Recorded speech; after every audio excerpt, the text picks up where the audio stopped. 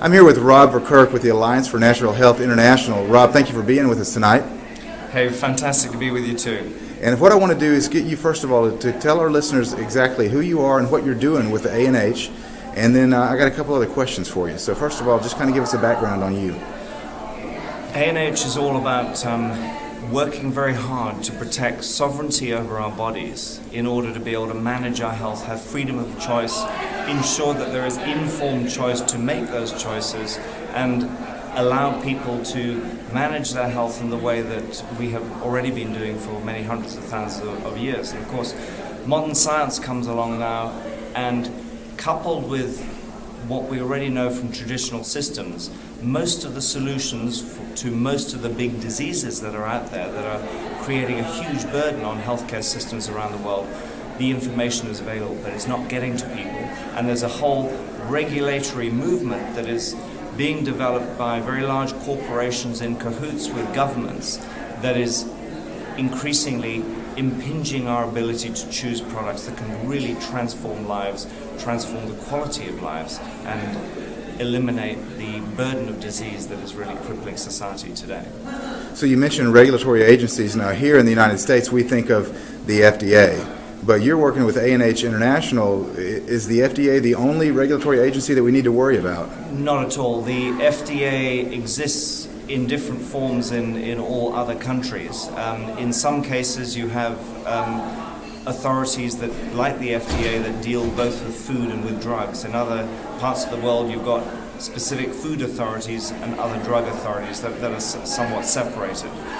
The difficulty when you have the same people dealing both with food and drugs or sharing offices within similar buildings is that they inevitably develop a system of regulation that works for the corporations that supply the largest amount of money to those governments. And these people are bureaucrats, so they're not necessarily looking at the big picture. They're certainly not looking at how they can resolve the disease burden in any particular country or part of the world. And the system, the intricate system that is being developed by these authorities working globally, groups of bureaucrats working globally, is already being mapped out. So if we look, say, at the development over the last 40 years of the Codex Alimentarius, this is how corporations and governments have come together in order to manage the global food trade.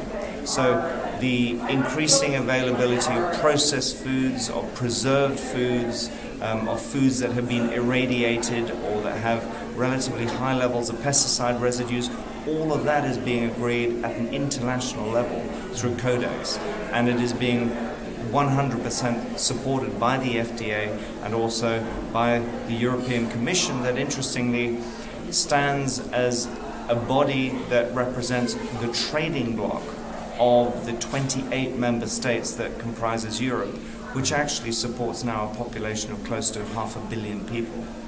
And again, in this system at Codex, there is a consensus approach to decision making.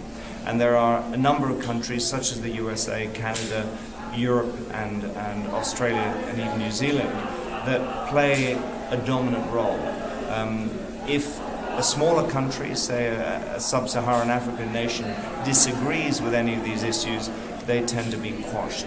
And as a result, you get a system of trade that is meant to be all about free trade, but it's actually expanding trade in products that, particularly food products, that are right at the nub of the key health problems that we have.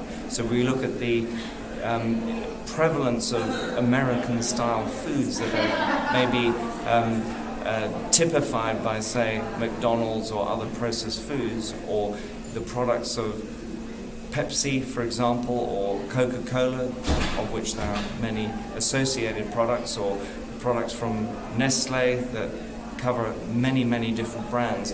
These are the companies that play the dominant role so that their products can be available in more or less the same form in supermarkets all over the world.